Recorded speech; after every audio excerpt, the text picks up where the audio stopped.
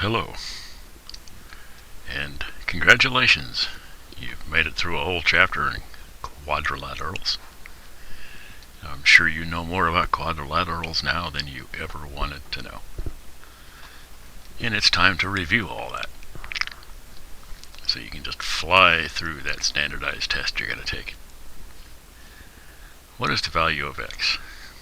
Well, we're given that ABC is a rhombus. I went ahead and drew in what that means. All the sides are congruent. So, we could write something like x plus 5 equals 2x minus 3. Subtract x from each side, add 3. We get that x equals 8. Well, that was over here. We just had to use the fact that consecutive sides were equal and kind of use our head, because we could have set x plus 5 equal to 1/2 y plus 4, but then we'd have one equation and two unknowns, and that's a problem. But doing it this way, now we have a number for x, and we can put that in here, because these opposite sides are also congruent. Every side is congruent to every other side. So I'm going to write it as y over 2 plus 4 equals, well, x is 8. 8 plus 5 is 13, no. So we multiply through by 2 and get that y, pardon me, y plus 8 equals 26, or y equals 18. And of course you could have done it the other way. Subtract 4 from each side and you get that y over 2 equals 9, multiply through by 2 and get that y equals 18. Either way would have gotten you 2. I hope that's an answer up here. Yeah, here we go. So your answer was D. Not too bad. Just had to remember what the heck a rhombus was, that's all. Now here's one that just requires you to remember a few things. What's the interior angle measure of a hexagon? Well, remember I showed you a way that you can figure it out real quick. If there are 6 sides, then there you can draw 6 of these little angles, right? And they have to add up to 360, because you go around this way, it always adds up to 360. So this angle right here is 360 over 6. What about this angle here? Well, these are all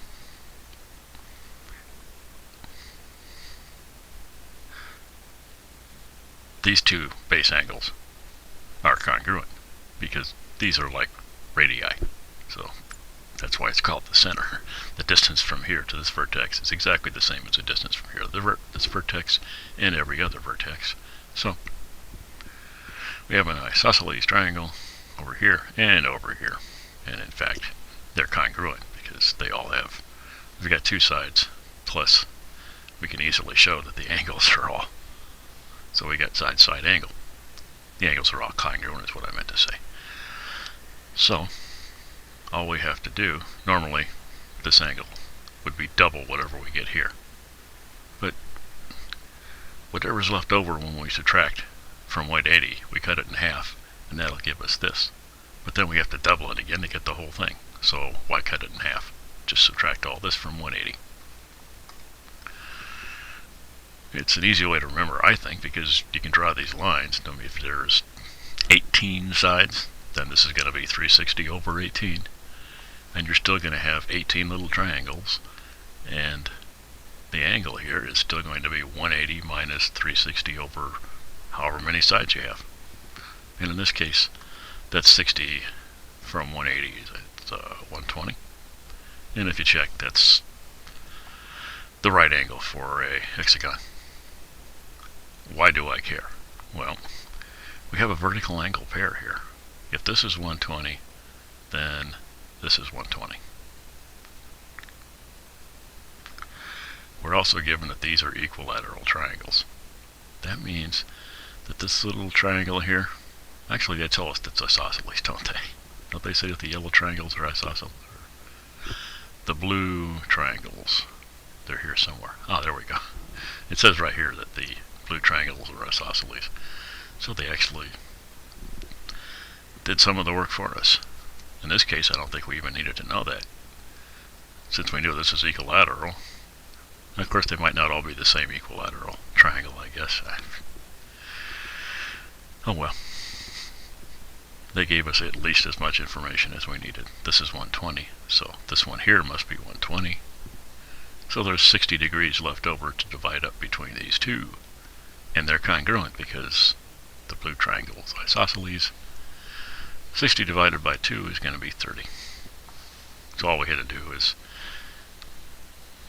it turned out that to all these gyrations going back and forth, all we had to do was take 360 over 6 and divide it by 2 when we had it. But it would be really hard to know that ahead of time. So we made use of our vertical angle pair here, along with knowing what the interior angles of a hexagon are, and we used the fact that base angles in an isosceles triangle are congruent. Here we have to identify the polygon based on the information given. Now, what do we know? We've got this pair of opposite sides are congruent, and this pair of opposite sides are parallel. So it kind of looks like we have a parallelogram, but let's see here. It's not an isosceles trapezoid. It doesn't look like one, but the fact is, we don't know how accurately these angles are drawn. So we've got a pair of opposite segments which are parallel, and another pair of opposite segments which are congruent. So that could be an isosceles trapezoid. If you want to say it doesn't look like an isosceles trapezoid, well, I go along with that 100%, but that's okay because it may not be drawn to looking exactly like what it is, or in this case, what it is not. Okay, it is not a square. Well, it could be a square. These two sides are congruent, these are parallel, and they may or may not be congruent. If we had like a double hash mark here and a triple one here to indicate that they are definitely not congruent, then this would be true, but we don't know that, so we can't really say it's not a square. It is not a rhombus. Well, same thing. After all, the difference between a square and a rhombus is just the interior angles. If we couldn't decide that it was a square because if we don't know whether these are congruent or not, then we can't know if it's a rhombus either. In fact, if the square, we only have to be, these two have to be congruent. They have to be congruent to the consecutive sides also. Now the kite here, well, that's, remember, consecutive sides of a kite are congruent. So we would have to know, and opposite sides are not congruent. If the opposite sides are congruent, then it's not a kite. So your answer here is 8. Pardon me, A. Wow. See, there's nothing here to say that the adjacent sides are definitely not congruent. But when opposite sides are congruent, then we don't have a kite. We got something else. We could have, like I said, we could have lots of these things here. There's probably some others that might qualify. But when opposite sides are congruent, it's not a kite. And actually the parallel part is kind of a giveaway too. Opposite sides, no, we really don't know anything about whether they're parallel or not, and it doesn't matter. Because the fact is we have to be able to show the consecutive sides and not opposite sides for a kite. Now, once again, they want us to identify the parallelogram. It could be a new game show. Name that parallelogram. What do we know? Well, we got all four sides are congruent. That pretty much tells us right off the bat that, well, it doesn't have to be a parallelogram for all four sides to be congruent. A rhombus? Yeah, that's part of the definition of a rhombus. All four sides are congruent. A rectangle? Well, opposite sides are congruent, which is certainly satisfied here, but we have to have 90-degree angles here, and they don't tell us what these angles are. We also have equal diagonals for a rectangle. They don't tell us anything about whether these diagonals are congruent or not congruent. What about the square? Well, that's a definite possibility. Again, all four sides are congruent to each other, but we don't know that we have 90-degree angles here. The diagonals of a square would intersect at 90 degrees, but we don't know that this is 90 degrees. It just kind of looks like it is. And a square being a special case of a rectangle, the diagonals are also congruent, but we don't have any markings to show that they're congruent either. The only thing we can definitely say about this is that it's a rhombus, because all four sides are congruent. The rest of it, we don't know if they're parallel. We don't know what the angles are in here, so all we can say is rhombus.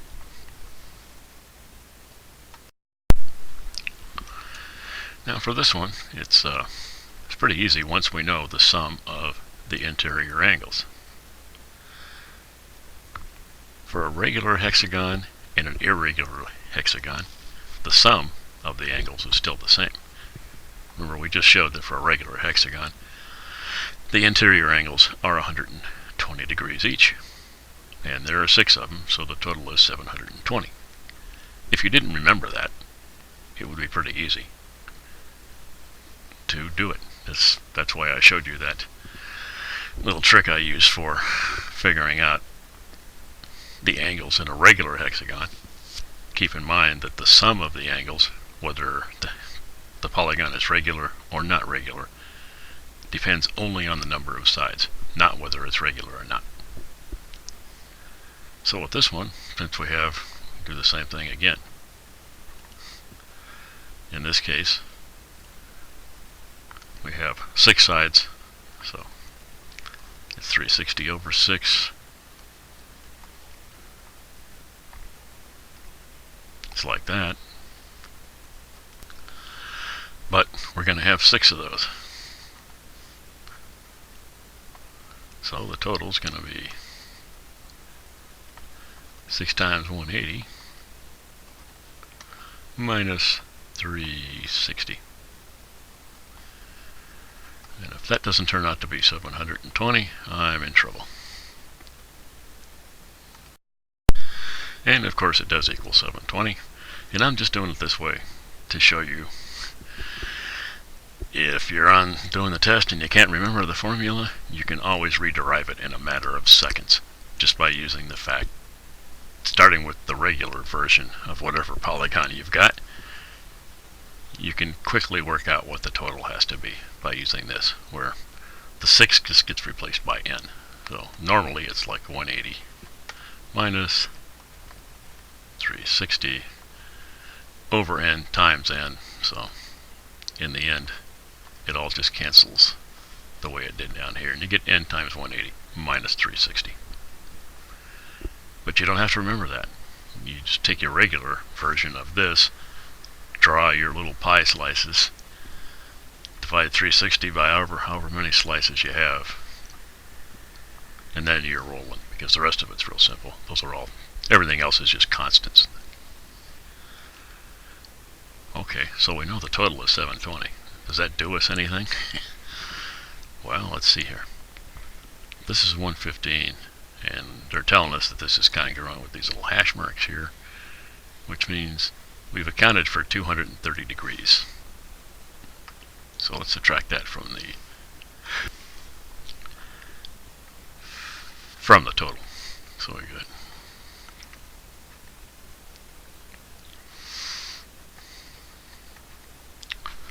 Is that right? I hope so.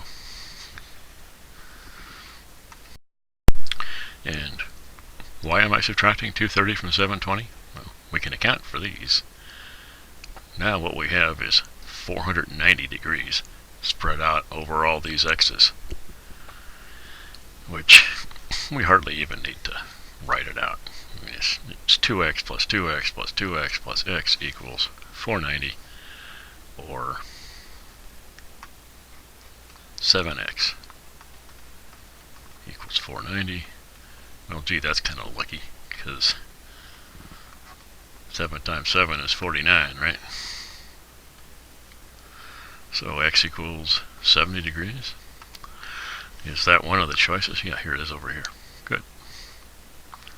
So, the key to this problem was knowing this number here, or figuring it out. You had to know the total number of degrees to account for. Then get rid of the ones we know about. We can just automatically dump 230 of them. Now we have to figure out what x is based on what's left over. Pretty easy. Now what we have here is a cardboard container. Open. Kind of looks like a popcorn box to me, but maybe that's just because I'm hungry. And they gave us some information. Angle S is congruent to angle R. Well, the diagram already shows us that. PQ and SR are parallel. Let's go ahead and draw those in so we know what we're talking about here. Well, that wasn't very good, but you get the idea. PS and QR are not parallel. That seems like extraneous information to me. Anytime you see a diagram, if you're not told specifically that lines, segments, or rays are not parallel, then you're not free to assume that they are just because they look like they might be. So I don't know, really no reason to say that. The second part here, I mean. But they did, so okay, we know that these for sure aren't parallel.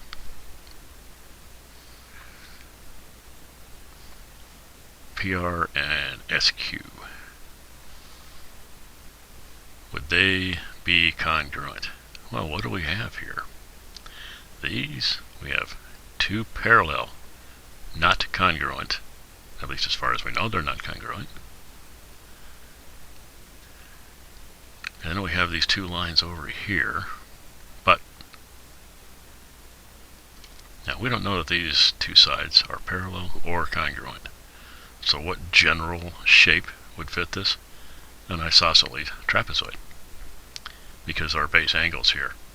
Remember, we have the converse in an isosceles triangles. The base pairs are congruent. Conversely, if the base pairs are congruent in a trapezoid, then we have an isosceles trapezoid, which means that the two legs are congruent. So PR equals SQ. Let's see here. That's the diagonals. Oh, wait a minute. In an isosceles triangle, the diagonals are congruent, aren't they? They don't bisect each other because they intersect down here. But they are congruent. In fact, that's about all they are. They're not perpendicular, they're not bisectors, but they are congruent in an isosceles trapezoid. So this looks like it would be okay. What about this? Measure of S plus measure of R equals 180. Well, we don't have anything that says that the consecutive angles in a trapezoid are supplementary. We don't have any theorem that says that. We don't know that they are. What about PQ equals 2 times SR? Oh, I don't even know what they're talking about there. I guess if you were to extend this as a triangle, and it still doesn't make sense to me. I'm not sure where PQ equals 2SR would come from. That means SR is half of... Well, yeah, I guess if you continued this as a triangle, this might be a bisector, which would make it exactly half of this. But we don't know that any of that's true. I don't see how we could definitely say this for sure. And PQ equals QR. Here we have PQ and QR. Well, wow.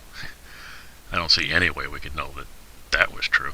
In fact, it could be. There's nothing stopping it from this leg of the isosceles trapezoid being congruent to this base, but there's no way we'd know that it is, not from the diagram. So I think we're just back to this one. This is the only thing that we definitely know has to be true, because we definitely know we have an isosceles trapezoid, or at least an isosceles trapezoid, and this is true always for an isosceles trapezoid. Well, now that we've already figured out that it's a trapezoid, they're telling us it's a trapezoid. Well, gee, thanks for the late information. What they want us to do is find SR. And we're given that MN is a mid-segment. And remember, mid-segments for trapezoids are a lot like triangles, if you just keep in mind that the other side of a triangle has zero length because it comes to a point. So, MN is the average of PQ and SR. We can write it that way. Of PQ plus SR. You remember that? Well, this yeah, it's not a good way to write it. Let's do it this way. This implies, I think they gave us MN, yeah. So this means that 7.2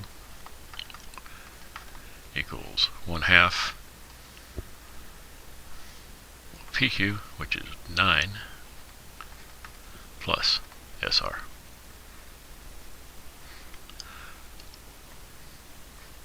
And we've got that, we multiply through by 2 here, and get that 14.4 equals 9 plus SR. If we subtract 9, I hope we get 5.4 equals SR. Is that one of the choices? Yeah. Does that make sense? Well, sure. If this is 9, this is 7.2, this is 5.4. At least they're getting smaller. The numbers seem reasonable. And in fact, any of these other answers would make this bottom part larger than the midsegment. That doesn't make any sense, because we know that a trapezoid narrows at one end or the other. And since this, it certainly looks to me like it's narrowing down this way. I'm not sure we can say that for sure. But if MM is 7.2, well, that's right. This is smaller than this one. I guess it always would be, wouldn't it? I'm just trying to figure out if we could have just instantly spotted this as the right answer by noticing that all of these answers are larger than MN. If we go by the way it's drawn, then definitely, you say this is most definitely the small end and has to be less than 7.2. The problem is, I'm not sure we can definitely say that. It looks like it is, but like I said before, you can't necessarily go by the way it's drawn.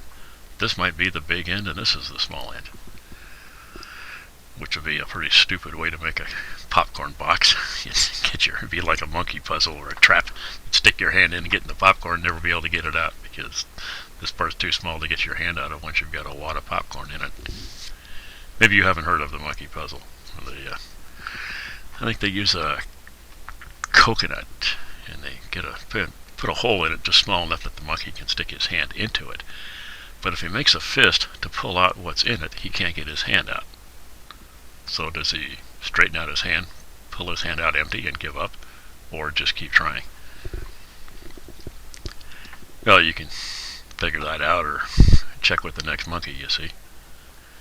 But this is just a box, not a monkey puzzle. So I don't know if we're allowed to assume that the top part is bigger or not. If we're allowed to do that, then we can definitely just throw all these others out because we understand how this equation works. Otherwise, we have to actually do the arithmetic. How many degrees greater is the interior angle of a regular octagon compared to the measure of a regular pentagon? And they wouldn't even have to tell you that this is the largest one. By now you should know that the more sides, the larger the interior angle. They go up and up and up. There's no limit to how many sides you can have, but of course there is a limit to the interior angle, and then it's 180.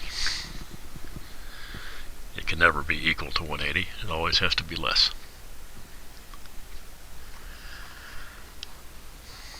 In this case, what's the measure of one angle? Well, I like my nice simple formula. It's 180 minus 360 over 8. That's going to be the big one. What's the interior angle of a regular pentagon?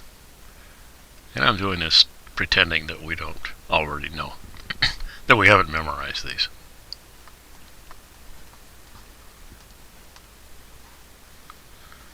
Oops. I wrote that looks like multiplication. There's supposed to be a minus sign in there. Gee, I don't like that.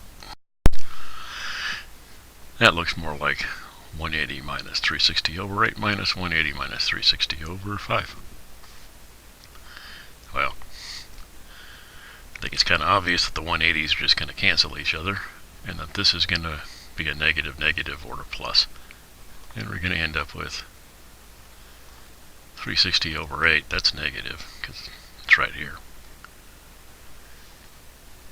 360 over 5. That's going to be positive, it's negative negative.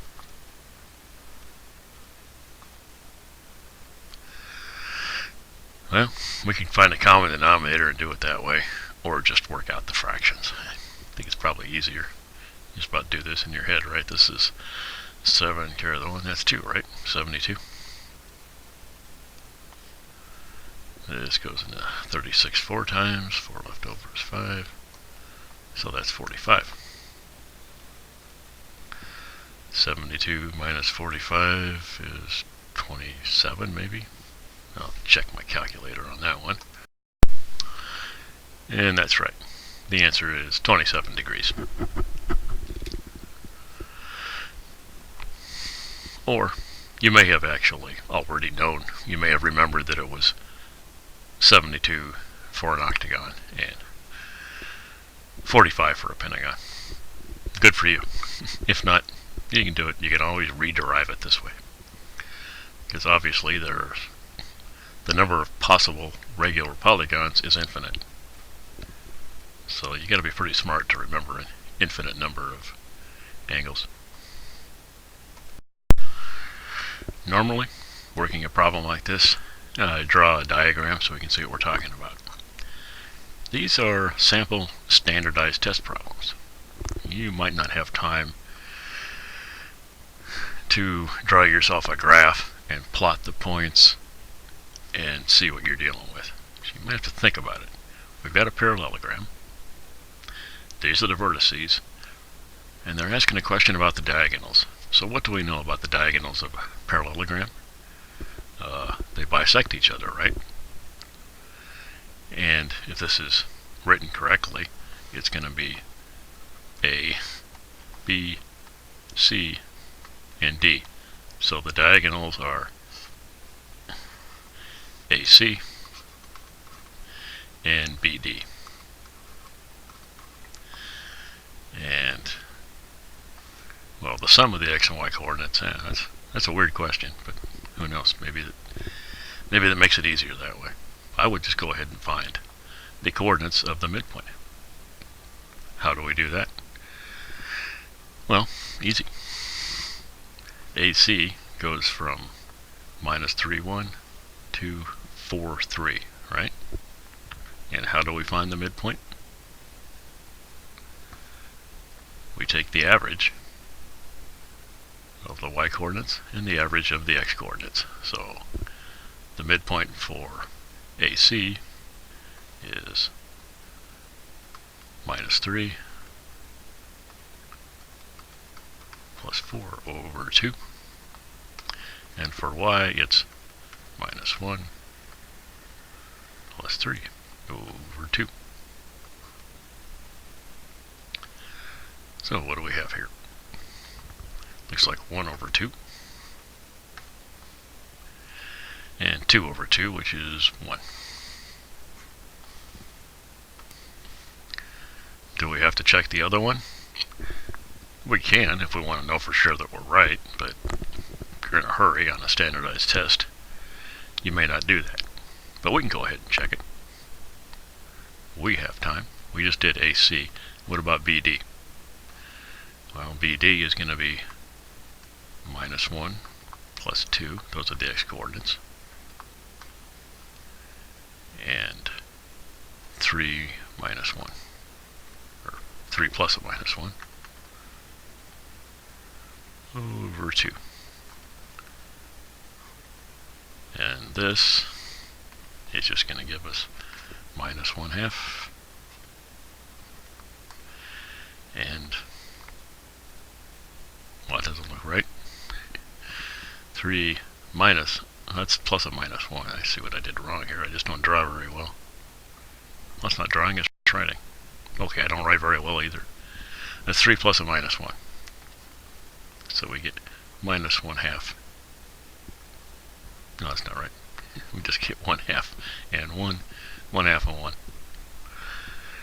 We didn't really need to do this one. If I was taking a standardized test, I probably wouldn't bother with the check. Time is critical in these tests. The coordinates are 1/2 and 1, so the sum, don't know why they asked for it, but the sum is 1.5 or 3/2 or 1.5.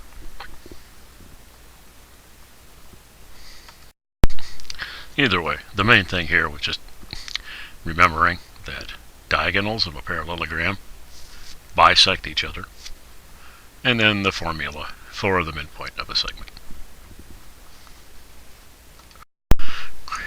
Well, for this, I think, whoa, wait a minute. For what values of x is the quadrilateral shown below a parallelogram? Well, I thought we were given, I misread these. We got a degree sign here, so I guess this angle and this angle. Well, remember in a parallelogram, opposite angles are congruent, but consecutive angles, they're supplementary. So I think we can do this by adding these up and setting them equal to 180. And that should give us the value of x for which this would be a parallelogram. Yeah, let's give it a try. If we go ahead and set up that equation, we get this. A little rearranging, we get 7x plus 5 equals 180, or 7x equals 175. So we go through and just divide both sides by 7. This is 2, 35, that's 5. So when x equals 25, these angles are supplementary, and since these two are already parallel, that means we have a parallelogram.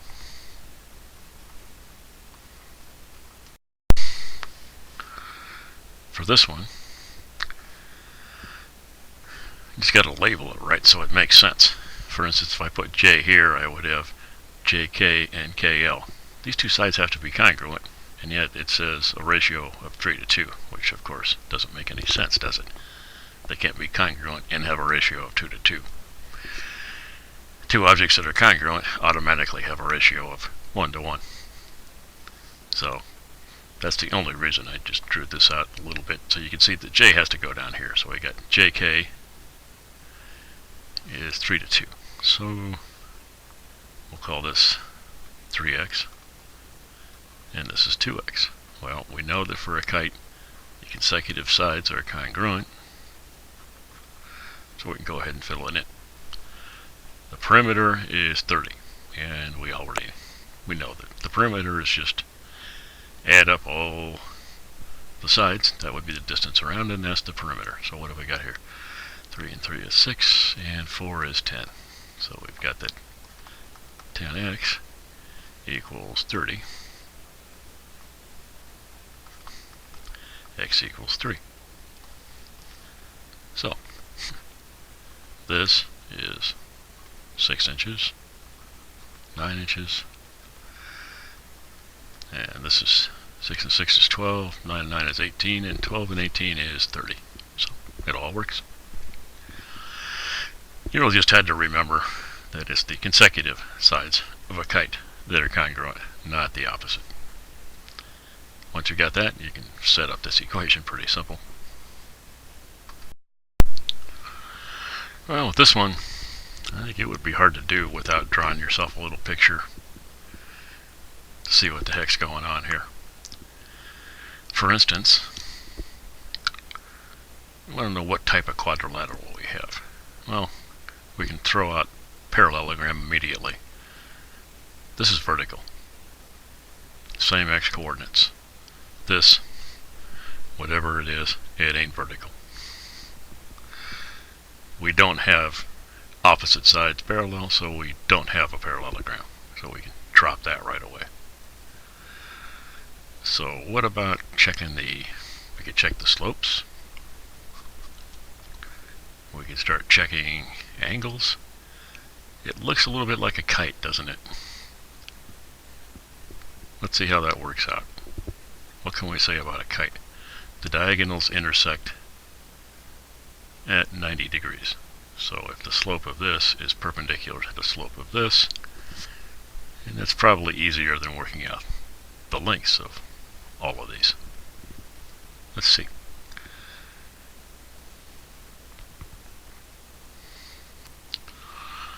Having perpendicular diagonals doesn't necessarily tell you it's a kite, but if you know it's not a parallelogram and the diagonals are perpendicular, then you've got a kite. So let's check and see. We got FH would be one diagonal. What's the slope of that? Delta y is 3 minus 1. Delta x minus 1 minus 3. It's 2 over minus 4, or minus 1/2. That's FH. Maybe I should have written that here. The slope of FH. What about this one? Yeah, not a lot of room. I guess I'll do it over here. GE. That's the slope of GE. Is what? Delta y is 4 minus a minus 2.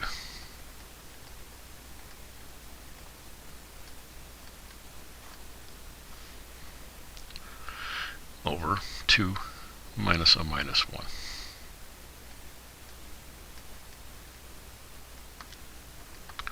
Well, that's 4 plus 2. That's 6. Minus a minus 1.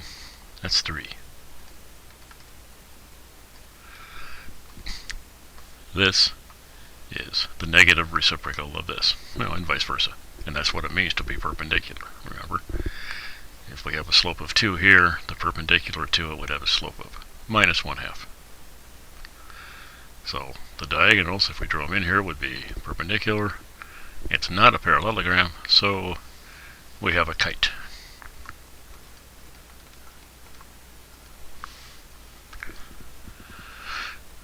Not much else to say about this one. The main thing to remember was the properties of diagonals. So once you know it's not a parallelogram, you can check the diagonals. If they turn out to be perpendicular, then boom, you've got a kite. No way around it. How do we know that this triangle, PTS, is congruent to QTR. And they're telling us ahead of time that we have an isosceles trapezoid. So let's put in our little congruence marks there and there. Also, remember, vertical angle pairs are congruent, so we can put in little congruence there. What else do we know? Well, these are the two bases. They have to be parallel.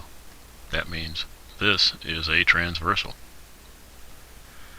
Alternate interior pair. Well, wait a minute. Let me back up on that one a second. I may have something wrong here.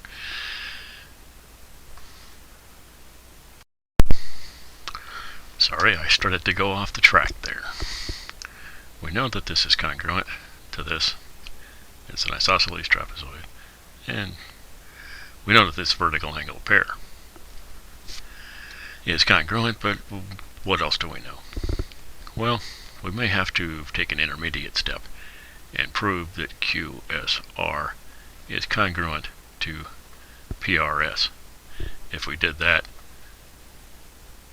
we'd have that this angle was congruent to this angle. Then we'd have angle side. And that works. How do we know that QSR is congruent to PRS? I'd draw so bad. I ought to take a shot at it though. Yep, we need an intermediate step here. I sort of tried to redraw QSR, this one here,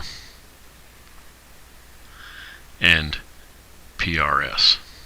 That's this other one here. These are two larger triangles created by the diagonals. Well, the diagonals, PR is one diagonal, that's this one here, and then QS is the other. So the diagonals are congruent in an isosceles trapezoid. We know that. Also, PS is congruent to QR. That's this one here. And SR, well, it's congruent to itself. That's pretty simple. So we have side, side, side. Meaning that these larger triangles created by the diagonals, not a section of the diagonal like the ones that we're supposed to show are congruent, but the one made up of the whole diagonal, we can show that they are congruent. Well, remember, corresponding parts of congruent triangles are congruent. So this angle is congruent to this angle. And we can do it like that. So we got this angle congruent to this one. This angle, the vertical angle pair, they're congruent. And it's an isosceles trapezoid. So these two sides are congruent.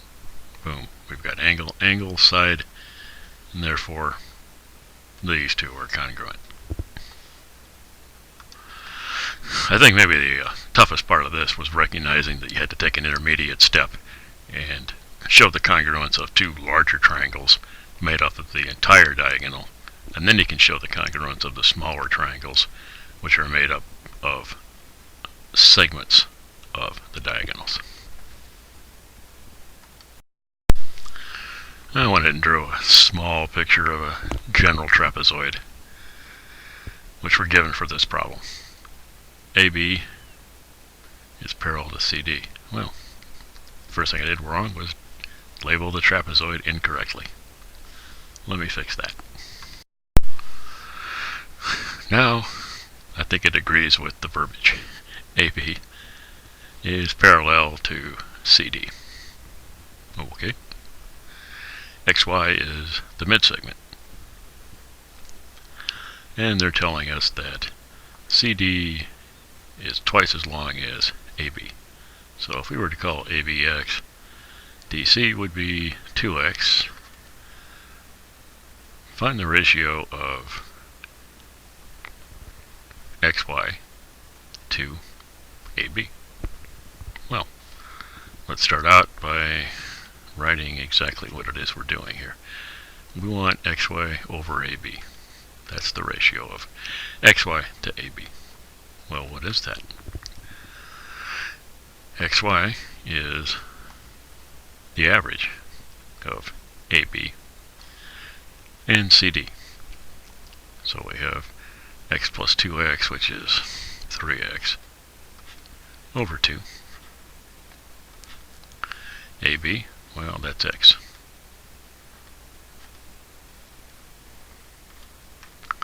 Three x over 2.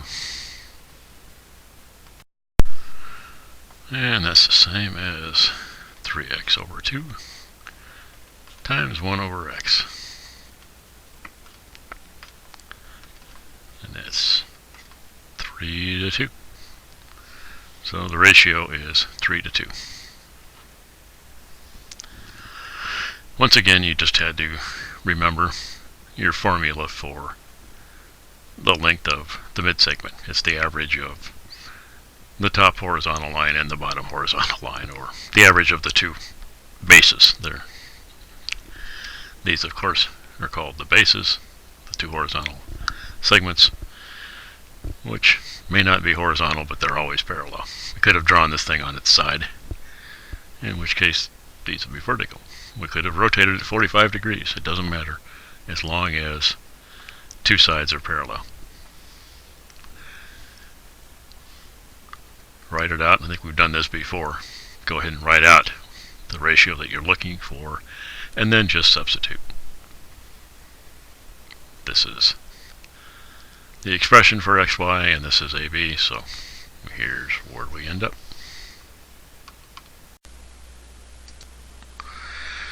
Well, this one, this is the kind of problem when I see on a test, my brain goes into a panic. Maybe you're calmer than I am. But it's not so bad. Just take a deep breath and take it one at a time, and then it's probably not nearly as bad as it looks. Whenever you have these multiple parts, I start thinking, oh, this is going to take forever. But not always. The diagonals divide the pentagon into three triangles. Yes, we got this triangle here, this one, and this one right here in the middle. Classify them by their angles and side measures. What does it mean to classify a triangle by its angles? Well, in other words, they mean acute, right, or obtuse. By side measures, they mean skew, isosceles, or equilateral. Well, let's see. They tell us it's a pentagon. And I think a pentagon has, isn't it 108 degrees? I better check. Yes, it's 108 degrees for each interior angle of a pentagon. Well, that means this triangle here must be obtuse. So we can write it down here, obtuse. And that's this triangle here. Now that's the angle measure. What about the side measures? Well, it's a regular pentagon. I think it says so right here. Yeah, regular pentagon. That means all the sides are congruent. Specifically, these two sides are congruent. So, it's at least isosceles. Now, would the diagonal be congruent to any of the sides? No. After all, a side, by definition, goes from the vertex to the adjoining vertex, whereas a diagonal is prohibited from going from a vertex to the adjoining vertex. It can only go to non-adjoining vertices, which have to be farther away than the adjoining vertex. That's one way to look at it. At any rate, the diagonals and the sides are never going to be congruent, which means these two sides are congruent, but this one isn't. We have an obtuse, isosceles triangle.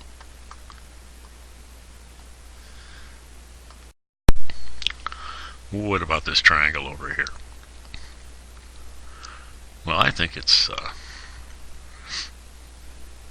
instructive in solving the problem here to note that this triangle over here is congruent to this one. Why? Well, all the interior angles are congruent, so we could draw it like this. Congruent angle. On the other hand, all the sides are congruent. So we have side, angle, side. This triangle and this triangle are congruent. Now when we match up the corresponding parts, that means this side of this triangle here and this side of this triangle have to be congruent. And once again, the sides are not going to be congruent to the diagonals. So these two sides are congruent.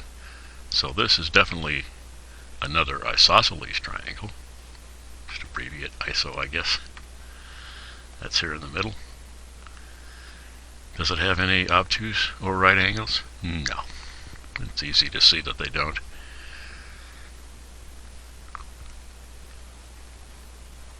So it's acute.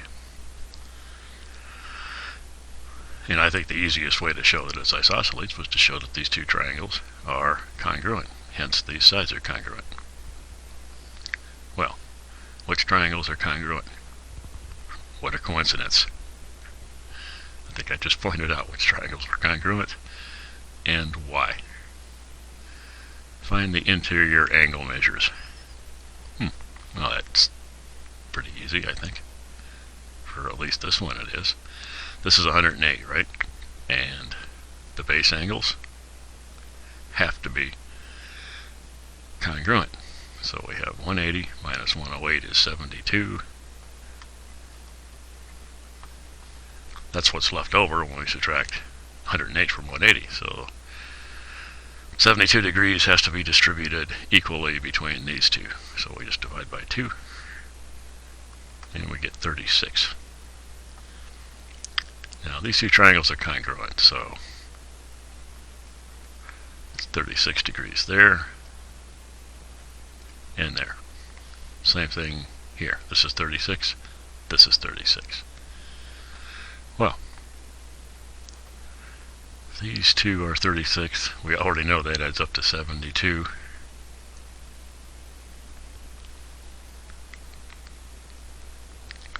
And we have to subtract that from 108.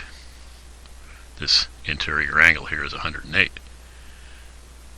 If we subtract the 36 degree angle over here and the 36 degree angle over here, we'll get this angle right here in the middle.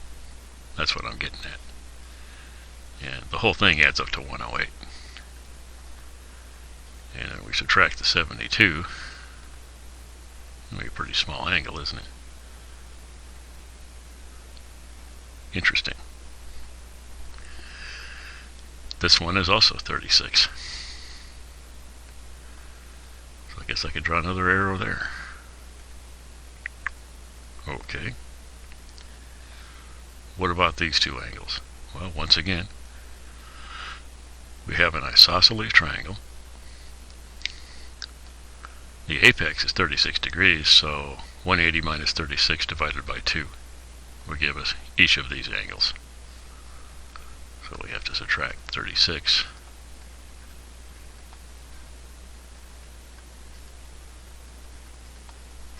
And get 144, which divided by 2. Oh my, 72. Boy, 72, 36 really pops up a lot here, doesn't it? So each of these angles is 72 degrees. What about the lengths? Well, we can't find any of those. Luckily, they didn't ask us to. They'd have to be given at least one length to figure out what the others could be. Without at least one, there's nothing we can do. Because for any particular n-gon, we can always figure out what the angles have to be, the interior angles. It's not true that we can always figure out what the lengths have to be. It could be any size.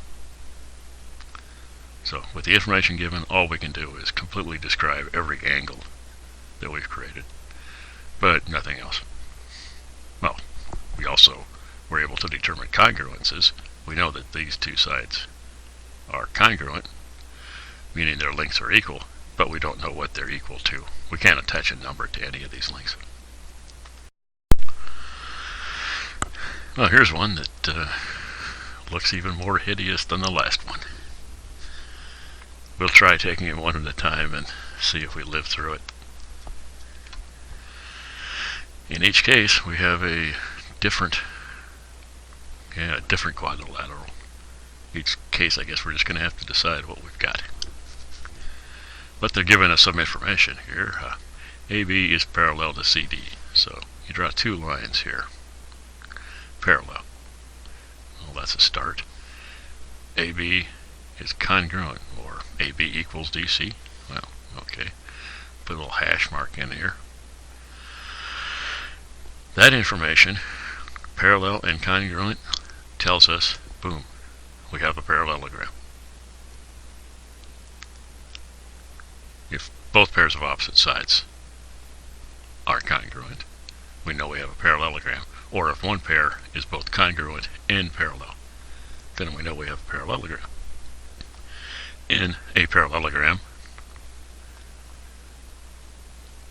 opposite sides are congruent, and, opposite angles are congruent, and adjacent angles are supplementary. If this is 90, then this is 90. This is 90, then this is 90. And now, the way I drew it, which of course is badly, it kind of looks like a square. But we don't have any information about these two opposite sides, except we were able to show that it's a parallelogram. So we know that these two sides are parallel. We know that they form 90 degrees, but we don't know that they're congruent to the adjoining sides, which means rectangle is the most we could say about this. This is a rectangle. The way they describe this, it has to be a rectangle. Now we'll move on to B. Well, for part B, we have AB and CD are parallel again. Maybe I should go ahead and put the identifiers in here. Well, and we have exactly two right angles, one of which is angle C. So, it seems to me if I put a right angle here and a right angle here, since these two lines are parallel, I'm going to end up with right angles here and here also.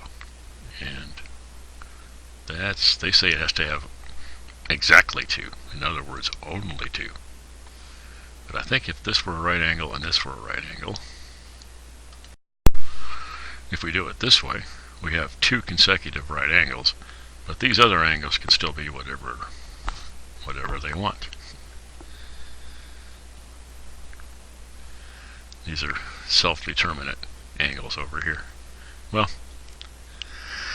they want to know, what else would you need to know about AC and BD to conclude that ABCD is a rhombus? Well, what is AC and BD? Those are the diagonals. Now, in a rhombus, the diagonals are not equal, but they will intersect at 90 degrees. Remember, a kite will do that also, but a kite is not a parallelogram. A rhombus, and in fact a square.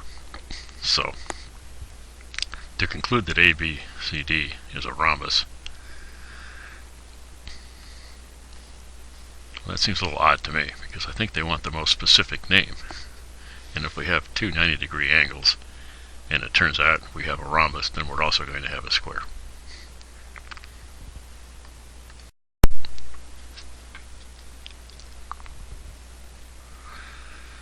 So, with the information given, when they're asking you about AC and BD, these are the diagonals. So, if they're perpendicular, then we know we have a rhombus.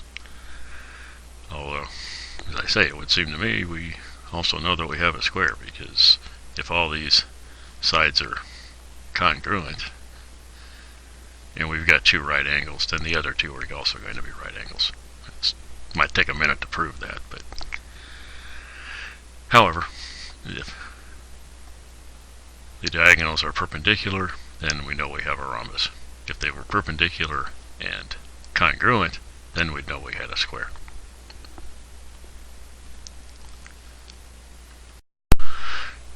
I may have gotten ahead of myself. I don't know if I drew the picture here for B, and the fact is with these two, I think I somehow mixed up B and C.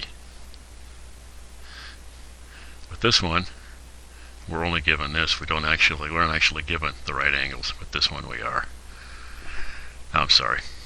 So this part, you can forget about the square because we don't actually know about the right angles. And I think we don't actually know that these are congruent either. So instead of jumping ahead, I should probably do this one problem at a time. So for B, all we know is that these two are parallel,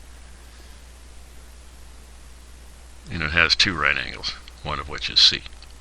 The most specific name for ABC. We don't know anything about this side over here, so it could come down like this. And remember from a previous problem, a right angle in a trapezoid is perfectly legal, so to speak. If this were right angle, that'd be completely different.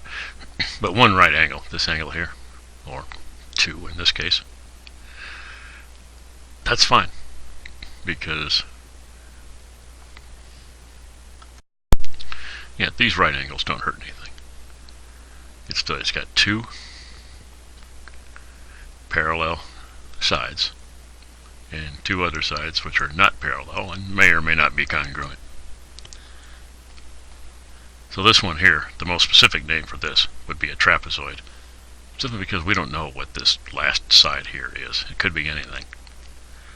So the most you could say about it is that it's a trapezoid. And for this last one, I erased the right angles and the hash marks to show congruence of these opposite sides. So these are parallel, but that's all we know. We don't know anything about the congruence of any of these sides. We don't know anything about the angles. But if it turns out that the diagonals are equal, that'll mean we have a rhombus. Pardon me. If it turns out the diagonals are perpendicular, then we have a rhombus. Why? Why not a kite? Well, opposite sides in a kite are not parallel. That's the only thing that makes this not a kite. We don't know that this is a parallelogram even, but if it turned out that our diagonals were perpendicular, we would know that we had a rhombus. And a rhombus is a parallelogram, but it's easier. With respect to showing that it's a rhombus, all we have to do is show that the diagonals are equal. That works for, I keep saying equal. I don't mean equal, I mean perpendicular. I'm very sorry. We have to show, in other words, let me write it down so no matter what I say. This is what I mean. AC is perpendicular to BD. If that happens, we definitely have a rhombus. If they turn out to be equal, then we have a square, which is a special case of a rhombus. How do we know we don't have a kite? Because that's another case where the diagonals are perpendicular, because the opposite sides are parallel, and that doesn't happen in a kite. Well, I hope I've thoroughly confused you. Well, that's about it for the review. Next chapter is on transformations. You'll love it. It's great fun. Goodbye.